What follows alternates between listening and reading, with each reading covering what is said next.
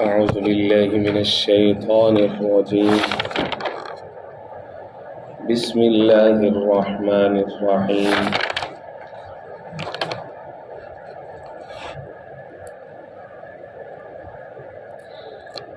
لكن الله يشهد بما أنزل إليك أنزله بعلمه والملائكة يشهدون وكفى بالله شهيدا.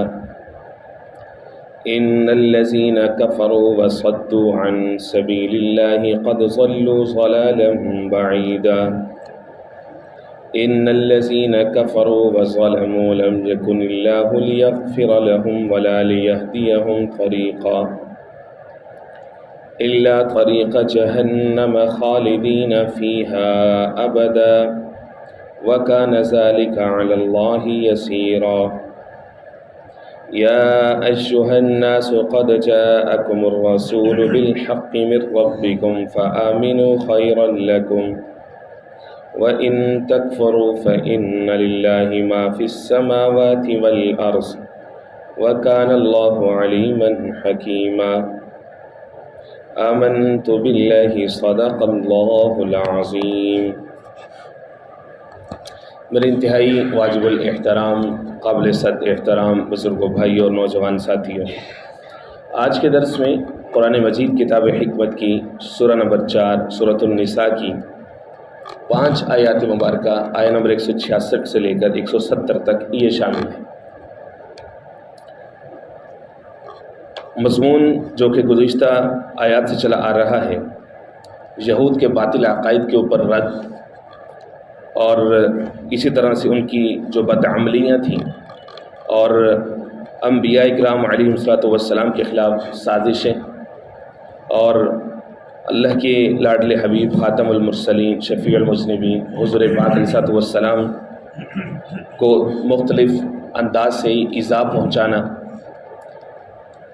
اسی کا ہی رد اور اسی کا ہی جواب چلا آ رہا ہے۔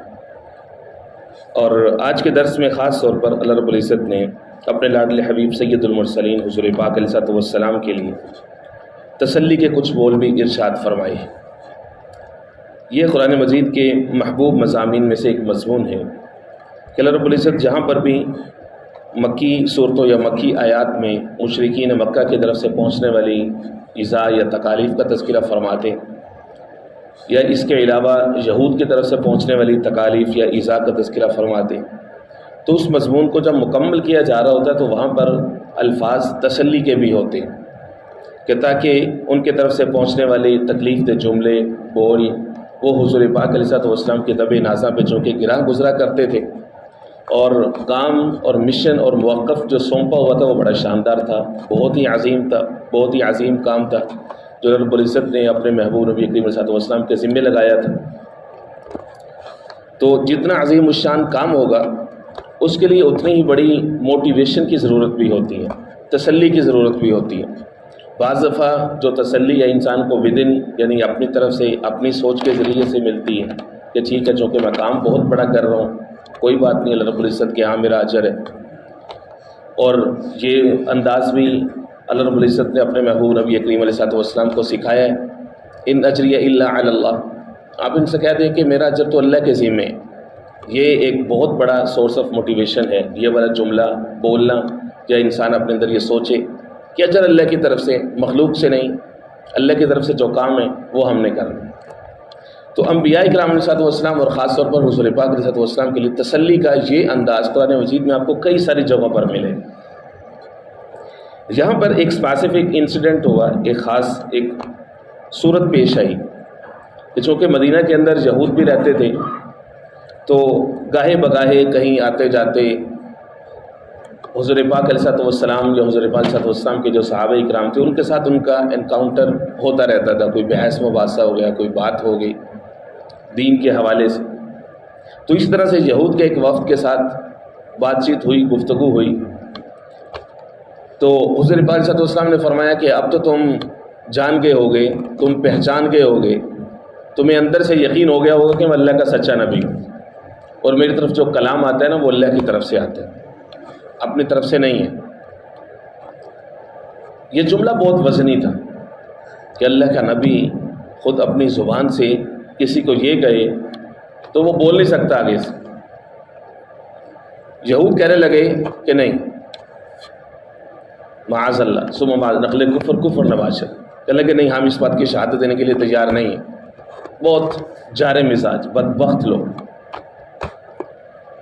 معجزات کو دیکھا، قرآن مجید کو اترتے ہوئے دیکھا، ساری چیزیں دیکھی، لیکن اس کے باوجود ان کے اندر جو قساوت، بدبختی اتنی سخت تھی، ان کے اندر اتنی شدید تھی، سیدھا ہی کہہ دیا نہیں، ہم شہادت نہیں دیتے.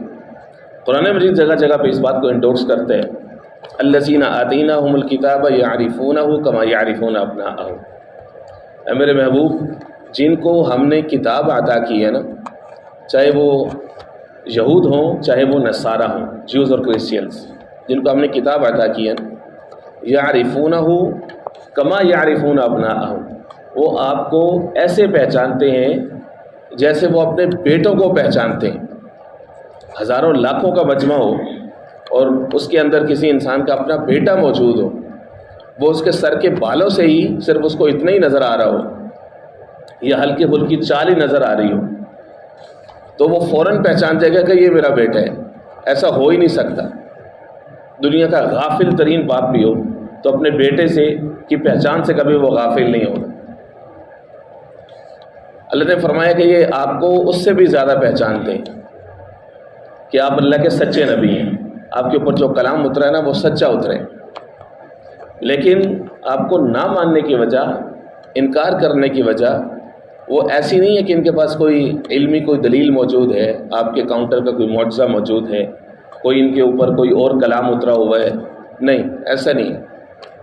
بلکہ ان کے اندر جو حسد اور بغض ہے کہ یہ آخری نبی ہماری نسل سے کیوں نہیں آیا، وہ حسد اور بغض ان کو ماننے نہیں دیتا. یہود کی 40 بیماریوں کا تذکرہ قرآن مجید کے اندر ہے. کراچی سے مفتی ابو لبابہ شاہ منصور اور اس کے علاوہ دیگر علماء نے اس کے اوپر بڑا کام کیا، عرب کے علماء نے بھی، کہ یہود کی جو اندر کی بیماریاں ہیں ان میں سے 40 بڑی بڑی بیماریاں ہیں. ان میں سے ایک حسد اور بغض ہے. ان کے سینوں میں بغض چھپا ہوا ہے. جب کسی انسان کے سینے میں کینہ، حسد اور بغض آ جائے تو یہ اس کی اخلاقی موت ہوتی ہے، مورل ڈیفیٹ ہوتی ہے اس کی. کسی بھی معاملے میں، دین کے معاملے میں آ جائے تو پھر تو اس کی دنیا اور آخرت دونوں ہی گئی. دنیا کے معاملے میں بھی اگر یہ چیزیں آ جائیں تو وہ انسان اخلاقی موت مر چکا ہے. یہود کے اندر یہ چیز موجود ہے. اللہ رب العزت نے فرمایا محبوب لیکن اللہ یشہد بما انزل الیک انزلہ بعلم. کوئی بات نہیں، یہود لاکھ یہ کہیں کہ ہم شہادت نہیں دیتے، ہم نہیں مانتے، آپ کی تسلی کے لیے اتنی بات ہی کافی ہے. لیکن اللہ یشہد، اللہ شہادت دیتا ہے، آپ کا رب شہادت دیتا ہے. جس چیز پر اللہ گواہ ہو، اس سے زیادہ تاکید والی بات کیا ہو سکتی ہے؟ اس سے زیادہ سچی بات کیا ہو سکتی ہے؟ اللہ سے زیادہ سچی بات کسی کی نہیں ہو سکتی. ومن احسن من اللہ قیلا، رب العزت نے فرمایا کہ اللہ سے زیادہ اچھی گفتگو، اچھا قیل و قال اور اچھی اور مضبوط بات کسی کی نہیں ہو سکتی. ومن احسن من اللہ قیلا، فرمایا لیکن اللہ یشہد، اللہ تو شہادت دیتے ہیں، اللہ تو اس پر گواہ ہیں، بما انزل الیک، اس پر جو آپ کی طرف نازل کیا جا رہا ہے یا جو اللہ خود نازل فرما رہے ہیں، اللہ اس پر شاہد ہیں. انزلہ بعلم، اللہ اپنی طرف سے نازل کردہ جو کتاب ہے، جو کلمات ہیں، اس کو کتنے خوبصورت انداز میں موقت کر رہے ہیں. انزلہ بعلم، اتنی بات کہہ دیتے کہ اللہ نازل کر رہے ہیں، بات سمجھ میں آتی ہے. فرمایا انزلہ بعلم، اللہ اپنے علم کے ساتھ اس کو نازل کر رہے ہیں. علم کے ساتھ تاکید آ گئی. یہ بڑا ضروری تھا. علم کا لفظ یہاں پہ بہت ایکوریٹ ہے، بالکل یہاں پہ فٹ بیٹھتا ہے. نازل کرنے والے اللہ ہیں، لیکن ہوتا کیا تھا کہ زمین سے جنات اور شیاطین آسمان کی طرف جاتے تھے، اور اللہ رب العزت جب احکامات دیتے تھے فرشتوں کو تو وہ کچھ نہ کچھ سن گل لگا لیتے تھے، کچھ نہ کچھ سن لیتے تھے. تو وہ کیا کرتے تھے، زمین پر آتے تھے، جو ان کے جو شیطانی خدا ہوتے تھے ان کو آ کر کے کچھ نہ کچھ بتا دیتے تھے. چل کر کے جب ہم انشاءاللہ العزیز بشرط صحت و زندگی پہنچیں گے، نمبر 23 سورہ صافات کے اندر، تو وہ کیا کرتے تھے، زمین کے اوپر یہ جو نجومی ہوتے ہیں، یہ جو لوگ قسمت کا حال بتاتے ہیں، یہ جو شیطان کے چلے کاٹتے ہیں، جادوگر ہوتے ہیں، جو لوگوں کے مستقبل کے حوالے سے بتا رہے ہوتے ہیں تمہارا آج کا دن کیسا گزرے گا، تمہارے آنے والی زندگی میں تمہارے ساتھ کیا ہوگا، لوگوں سے 50 روپے لے کر کے لوگوں کی تقدیر بتا رہے ہوتے ہیں۔ ارے بدبخت، تو اپنی تقدیر ہی بنا لیتا، تو 50 روپے ان سے لے کے ان کی تقدیر بتا رہے ہیں ان کو کہ مستقبل میں ان کے ساتھ کیا ہونے والا ہے۔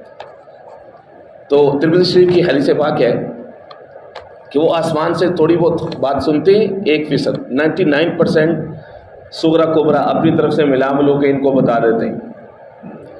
تو اللہ رب العزت نے کیا کیا، جب قرآن مجید کلام مقدس جب اللہ کی طرف سے نازل ہونا شروع ہوا، اللہ رب العزت نے پہلے اس کی سیفٹی کا بندوبست فرمایا، پورا کا پورا جو پروسیجر تھا اس کو سیکیور کیا پورے پروٹوکولز کے ساتھ۔ آسمان کے اندر بڑے بڑے میزائلز فٹ کیے آسمان کے اندر، جن کو شہاب ثاقب قرآن مجید کہتے ہیں، ستارے۔ آج کے بعد اگر یہ شیاطین چڑھیں گے ہمارا کلام یا ہماری بات سننے کے لیے، تو وہ ستارے ٹوٹ کر کے ان کے اوپر گر پڑیں گے، ان کے سروں کو نشانہ بنائیں گے اور یہ نیچے گر پڑیں گے۔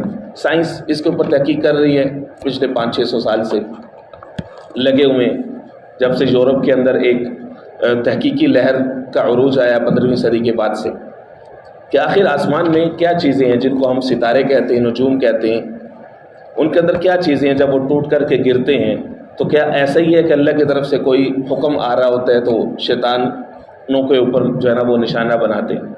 واللہ اعلم بالصواب۔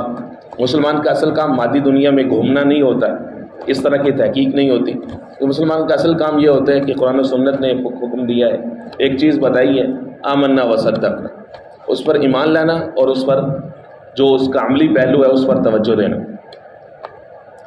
تو فرمایا انزلہ بعلم، اللہ کا خاص علم ہے جس میں سے اللہ رب العزت ان خزانوں میں سے آپ کو عطا فرما رہے ہیں۔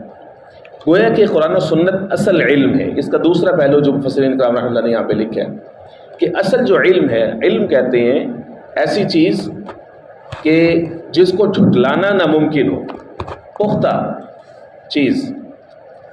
علم کے مقابلے میں آتا ہے ظن۔ دنیا بھر کے جتنے فنون ہیں، جتنی ڈگریز ہیں کہ جو کائنات میں غور و فکر کر کے، زمین و آسمان میں تحقیق کر کے جو مختلف فنون مرتب ہوتے ہیں، وہ سارے کے سارے علم نہیں ہیں، وہ فن ہیں، ان کا علم کے ساتھ کوئی مقابلہ نہیں ہے۔ علم اصل میں احکامات الہیہ کا علم، دین و شریعت کا علم، اللہ کے احکامات جو اللہ اپنے انبیاء کرام علیہ السلام کو عطا فرماتے ہیں، اور پھر ان کے ذریعے اللہ اپنے محبوب بندوں کو علم عطا فرماتے ہیں، جو علوم نبویہ پر مشتمل ہوتے ہیں، وہ ہے علم، جس کی وجہ سے اللہ علیہ وسلم فرما رہے ہیں انزلہ بعلم، یہ ہم نے اپنے علم سے نازل کیا ہے۔ اس کو آپ ملائیں آیت الکرسی کے اندر بھی یہی الفاظ موجود ہیں، آیت نمبر 255 سورۃ البقرہ سے، وَلَا يُحِيطُونَ بِشَيْءٍ مِّنْ عِلْمِهِ، اللہ کا جو علم ہے وہ لا حد ہے، اس کی وسعت بہت زیادہ ہے۔ فرمایا کہ اللہ کے علم میں سے یہ کسی چیز پر کوئی احاطہ نہیں کر سکتے۔ سورہ طٰہٰ کے آیت نمبر 110 کے اندر فرمایا وَلَا يُحِيطُونَ بِهِ عِلْمًا، اللہ کا علم اتنا وسیع ہے کہ اس پر احاطہ ممکن نہیں ہے۔ انسان کی عقل سوچتی ہے، عقل کے گھوڑے گھماتا ہے، زمین و آسمان، 7 بر اعظم، جنگلات، پہاڑ، دریا، سمندر کی تہیں، ہر چیز کو کھنگالنے کا سامان کرتا ہے، لیکن وہ سارا کا سارا کرتا ہے اپنی لائف کو کمفرٹس دینے کے لیے، اپنی لائف کو بہتر کرنے کے لیے، ساری کی ساری چیزیں اس کی صرف کسی کو ڈیولپمنٹ، اس کو مزید ڈیولپ کرنے کے لیے، زمین و آسمان کے خزانے اور یہ چیزیں قبضے میں آ جائیں، کچھ بھی نہیں کر سکتا، کوئی حیثیت نہیں اس کی تحقیق کی۔ اللہ کے خزانے، اللہ کا علم، اللہ کی کائنات اتنی وسیع ہے کہ دنیا بھر کے سارے انسان، دنیا بھر کے جتنی جدید ترین آلات ہیں وہ سارے لے کر کے بھی اس کی تہ میں لگ جائیں تو اللہ رب العزت کے خزانوں کا عشر عشیر تک بھی رسائی کا سوچ بھی نہیں سکتے۔ اللہ کی کائنات تو اتنی وسیع ہے، جس کو رب العزت نے سورہ لقمان کے اندر فرمایا کہ اگر لو ان ما فی الارض من شجرۃ اقلام والبحر یمدہ، زمین کے اوپر جتنے درخت ہیں ان سب کی قلمیں بن جائیں، اور زمین کے اوپر جتنے انسان ہیں، سپوز جناب آدم علیہ السلام سے لے کر کے حضور پاک علیہ السلام کے آخری امتی تک سارے کے سارے بیک وقت زندہ ہو جائیں اور سب کے ہاتھوں میں کلمے ہوں، اور جتنا سمندر ہے، جتنا پانی ہے، جس تک انسان کی رسائی ہے، وہ سارا کا سارا سیاہی بن جائے، اور سارے انسان اس کو لکھنا شروع کر دیں، اللہ کے کلمات، اللہ کے خزانے، اللہ کے بول، اللہ کی تعریف، اللہ کی کبریائی، اللہ کی ہیبت، اللہ کا جلال، یہ سارا کچھ لکھنا شروع کر دیں۔ فرمایا کہ یہ کلمیں ٹوٹ سکتی ہیں اور یہ سمندروں کا پانی اور یہ سیاہی بھی خشک ہو سکتی ہے۔ من بعد سبعۃ ابحر ما نفدت کلمات اللہ، لیکن اللہ کا کلمہ، اللہ کے کلام، اللہ کے کلمات کبھی ختم نہیں ہو سکتے، اتنی بڑی ذات ہے اللہ کی۔ فرمایا کہ اس کے علم میں سے اللہ رب العزت نے اپنے علم میں سے محبوب ہم نے آپ کو علم دیا ہے، ہم نے آپ کی طرف یہ کتاب نازل کی ہے، یہ قرآن مجید کا علم، اور اسی طرح سے سنت رسول اللہ صلی اللہ علیہ وسلم کا علم، یہ کوئی چھوٹی بات نہیں ہے، یہ سمندر ہے، بلکہ سمندر بھی اس کے سامنے کچھ نہیں ہے، جتنی عظیم الشان یہ کلام ہے۔ وحی کی علماء نے 2 قسمیں لکھی ہیں، ایک ہے وحی مطلوب، ایک ہے وحی غیر مطلوب۔ وحی مطلوب اس کو کہتے ہیں کہ جس کی تلاوت ہوتی ہے، یعنی قرآن مجید۔ وحی غیر مطلوب اس کو کہتے ہیں کہ جو اللہ کی طرف سے نازل کردہ کلام ہوتا ہے، لیکن الفاظ حضور پاک علیہ السلام کے اپنے ہوتے ہیں، جیسا کہ حدیث پاک۔ اصل میں احکام، خیالات اللہ کی طرف سے آتے ہیں حضور پاک علیہ السلام کے قلب اطہر کے اوپر، الفاظ حضور پاک علیہ السلام کے ہوتے ہیں۔ وحی غیر مطلوب یعنی جس کی تلاوت نہیں ہوتی۔ قرآن مجید وحی مطلوب ہے، الفاظ اور خیال سب کچھ اللہ کی طرف سے عطا ہوتے ہیں، اللہ اپنے محبوب کی زبان سے صرف ان کو تلاوت کروا دیتے ہیں۔ علم اتنا وسیع ہے، فرمایا الیک انزلہ بعلم، محبوب اللہ تو شہادت دیتے ہیں، یہود کی باتوں کی آپ کو فکر کرنے کی، مخالفین کی، منکرین کی، مکذبین کی باتوں سے آپ کو پریشان ہونے کی ضرورت نہیں ہے۔ آپ کو تو مشن، آپ کا کلمہ، آپ کا علم بہت عظیم ہے جو رب العزت نے آپ کو کام سونپا ہوا ہے۔ فرمایا سنیے، والملائکۃ یشہدون، اللہ اپنے ساتھ ملائکہ، فرشتوں کو گواہ بناتے ہیں، فرشتے بھی گواہی دے رہے ہیں۔ والملائکۃ یشہدون، فرشتوں کی گواہی کو چھوٹی گواہی نہیں ہے، بہت بڑی گواہی۔ اور قرآن مجید کا یہ انداز آپ کو کئی جگہ پر ملے گا فرشتوں کی گواہی کا۔ آپ کئی ساری احادیث مبارکہ آپ پڑھیں گے، سنیں گے، تو ان کے اندر بھی فرشتوں کی گواہیوں کا ذکر ہوتا ہے۔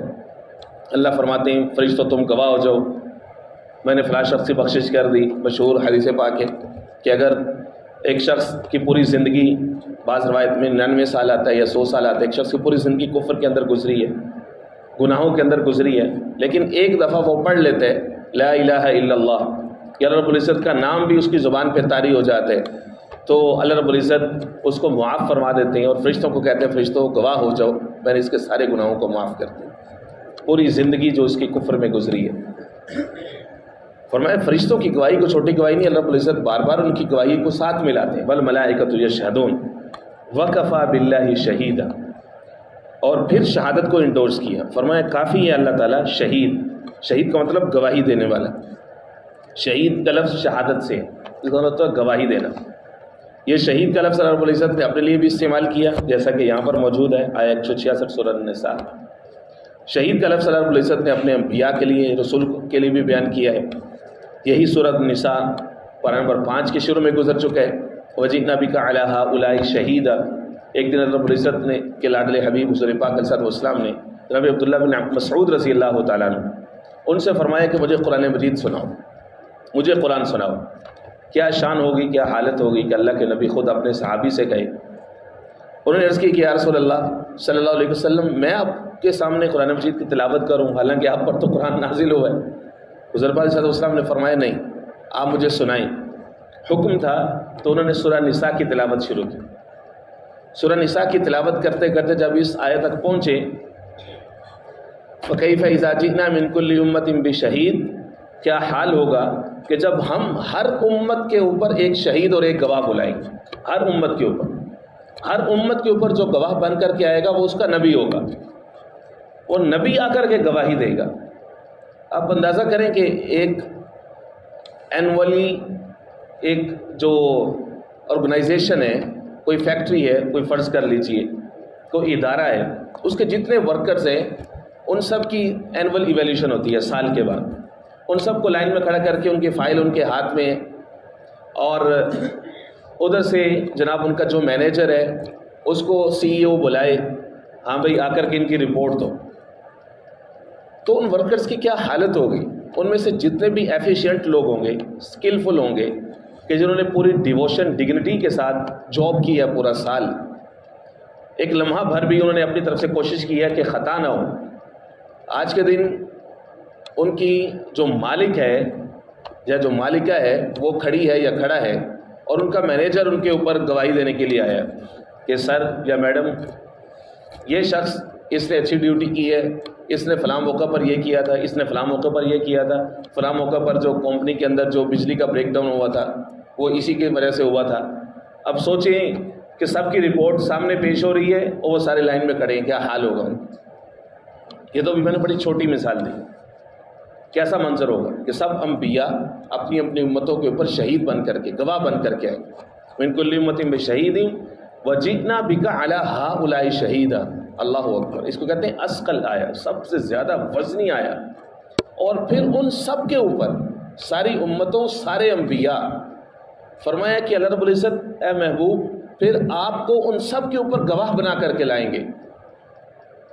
سب کے اوپر گواہی پھر حضور پاک علیہ السلام دیں گے. اور وہ کیا منظر ہوگا.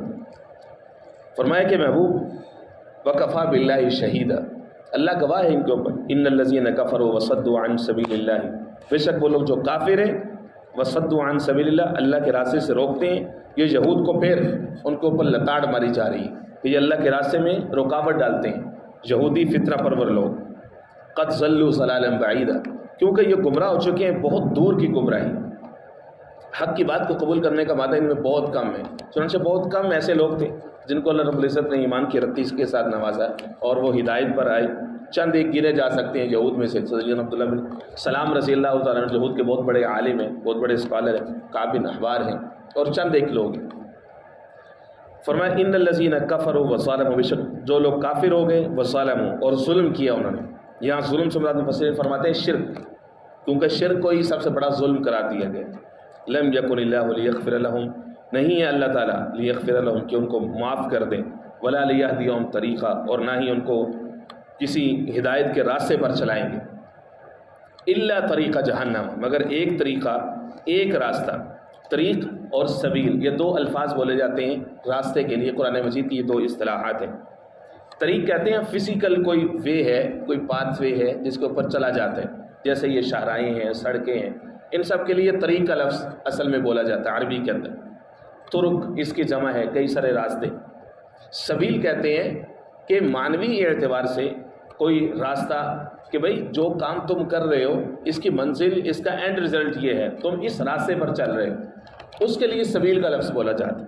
تو جہنم کا ایک راستہ فرمایا کہ اس کے اوپر یہ لوگ چل رہے ہیں، خالدین فیہا ابدا، یہ اس میں ہمیشہ ہمیشہ رہیں گے. وکان ذلک علی اللہ یسیرا. اب کئی سارے لوگ کیا کرتے ہیں، وہ جاہل جو ملنگ ہوتے ہیں، کہ جی اللہ بڑا غفور الرحیم ہے، اللہ بڑا معاف کرنے والا ہے، بس تم اپنی لائف کو بہتر کرو، جو تمہیں سمجھ میں آتی ہے کرتے رہو، کوئی بات نہیں، اللہ بڑا غفور الرحیم ہے. اس سے زیادہ کوئی خوفناک جملہ نہیں ہے. اللہ غفور الرحیم ہے، ہمارا عقیدہ ہے، اس سے ہم منکر نہیں ہیں. لیکن جو چیز لوگوں کو سستی میں ڈالے، جو جملہ لوگوں کو سستی میں ڈالے، جو بول لوگوں کو سستی میں ڈالے، شریعت کے اندر وہ منع کیا گیا ہے. انسان حیران ہو جاتا ہے، رونگٹے کھڑے ہو جاتے ہیں کہ حضور پاک علیہ السلام نے یہ فرمایا من قال لا الہ الا اللہ دخل الجنہ، جس شخص نے یہ کہہ دیا لا الہ الا اللہ وہ جنت میں داخل ہو جائے گا. زبان نبوت سے یہ چھوٹی مل جانا کوئی چھوٹی بات نہیں ہے. ابو ہریرہ رضی اللہ تعالیٰ عنہ نے حضور سے پوچھ رہے یا رسول اللہ کیا واقعتاً حضور پاک صلی اللہ علیہ وسلم کی بات میں تو کوئی شک ہو نہیں سکتا تھا. وہ اصل میں چاہ رہے تھے کہ میں باہر جاؤں، بازار میں اتنی بڑی خوشخبری ہے کہ میں لوگوں کو چیخ چیخ کے بتاؤں، لوگوں لا الہ الا اللہ پہ آ جاؤ، یہی جنت کا راستہ ہے، اللہ کے حبیب نے خوشخبری سنائی ہے. حضور صلی اللہ علیہ وسلم فرمایا ہاں من قال لا الہ الا اللہ دخل الجنہ. اب دیکھیں، ایک ہوتا ہے قرآن و سنت کا ظاہری علم، ایک ہوتی ہے اس کی فقہ اور اس کی حکمت، اس کی اسپرٹ اور اس کی روح، جو اللہ رب العزت اپنے چنیدہ لوگوں کو عطا فرماتے ہیں. ابو ہریرہ رضی اللہ تعالیٰ نکلے ہیں بازار میں، صدا لگا رہے ہیں لا الہ الا اللہ من قال لا الہ الا اللہ دخل الجنہ. گول بھی بڑا اونچا ہے اور اس کا نتیجہ بھی بڑا زبردست ہے. سیدنا عمر فاروق رضی اللہ تعالیٰ عنہ سے بات ہوگی, آمنا سامنا ہو گیا. حضور نے فرمایا ہے نا کہ عمر تیری زبان پر اللہ نے حق کو جاری کر دی ہے, جس گلی سے تو گزرتا ہے شیطان وہاں سے بھاگ جاتا ہے, شیطانی طاقتیں. سیدنا عمر فاروق رضی اللہ کے کانوں میں یہ آواز پڑی, ابو ہریرہ یہ کیا کہہ رہے ہو؟ میں حضور پاک صلی اللہ علیہ وسلم سے یہ سن کر کے آیا ہوں, من قال لا الہ الا اللہ دخل الجنہ. فرمایا خاموش ہو جاؤ, ہونٹوں کے اوپر ہاتھ رکھا, فرمایا خاموش ہو جاؤ, تمہارے یہ جملے تمہیں پتہ ہے کہ لوگوں کو عمل سے غافل کر دیں گے. یہ بازار ہے جہاں پہ لوگوں کی زندگیاں ہیں, ریل پیل ہے. شیطان انسان کو گناہوں کی طرف جلدی لے کر کے آتے ہیں. لوگوں کے ذہنوں میں یہ بات بیٹھ گئی کہ ٹھیک ہے زندگی اپنی مرضی کے ساتھ گزارتے ہیں, ساری چیزیں اپنی مرضی کے ساتھ کرتے ہیں, اور لا الہ الا اللہ پڑھ لیا ہے یا پڑھ لیں گے بس جنت پکی ہے. گویا کہ عملی زندگی سے غافل کر دیں گے یہ چیزیں. تو وہ کئی سارے ملنگ ٹائپ کے لوگ ہوتے ہیں. اللہ بڑا غفور رحیم ہے جی. دیکھیں جی اللہ تو ماؤں سے زیادہ ہے, جو ہے نا ماؤں سے 70 درجے زیادہ رحم والا ہے. تو اس کی وجہ سے ایک پورا تھیسس گھڑا گیا کہ جنت جہنم کا کوئی تصور نہیں ہے, کوئی بات نہیں ہے, اللہ جہنم میں نہیں ڈالیں گے, کوئی جہنم نہیں ہے. تو اللہ جب اتنا غفور رحیم ہے, ماں بھی تو اپنے بچے کو کہتی ہے نا کہ اگر تو نے یہ کام کیا نا تو رقیمہ کر دوں گی, سزا دو گی تجھے سر. کبھی ماں نے ایسا کیا بھی ہے؟ نہیں کیا نا. تو اللہ غفور رحیم, اللہ کیسے سزا دے گا؟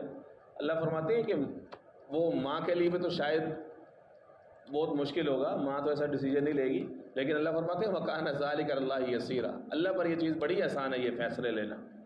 کہ جو کفار ہے تو یہ تو نہیں ہو سکتا کہ دنیا میں بھی وہ اللہ کی نافرمانی کرے, بغاوت پر اترے اور پھر ان کو سزا بھی نہ ملے. تو متقین ابو جہل اور حسن و حسین ایک ساتھ میں تو کھڑے نہیں ہو سکتے. فرمایا وَكَانَ ذَلِكَ عَلَى اللَّهِ يَسِيرًا. یہ نمبر 169 کے اندر فرمایا کہ اللہ پر یہ آسان ہے. اس لیے فرمایا اے لوگوں قد جاءکم الرسول بالحق من ربکم, رسول تمہارے پاس آئے ہیں حق لے کر کے تمہارے رب کی طرف سے. فآمنوا, تم ایمان لے آؤ. ایک طرح سے دھمکی ہے, تنبیہ ہے. خیر لکم, یہ بہتر ہوگا تمہارے لیے, مان جاؤ ان کی بات کہ تمہارے پاس پیغام لے کر کے آئیں. اپنا کچھ نہیں یہ چاہتے تم سے, بات سنو ان کی. وَإِن تَكْفُرُوا, اگر تم انکار کرو گے فَإِنَّ لِلَّهِ مَا فِي السَّمَاوَاتِ وَالْأَرْضِ, بے شک اللہ کے لیے جو کچھ آسمانوں میں ہے, والارض, اور زمین میں. وَكَانَ اللَّهُ عَلِيمًا حَكِيمًا, اور اللہ جاننے والے ہیں اور حکمتوں والے ہیں. اللہ پلیز سمجھ لیں. بسم اللہ الرحمن الرحیم.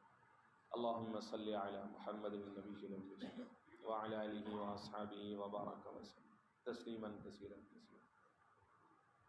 اللهم نبّر قلوبنا بالقرآن وزين أخلاقنا بالقرآن وأدخلنا الجنة بالقرآن ونجنا من النار بالقرآن يا رحيم يا رحيم يا رحيم. اللهم اشف مرضانا ومرضى المسلمين. صلى الله تعالى على خير خلقه محمد وآله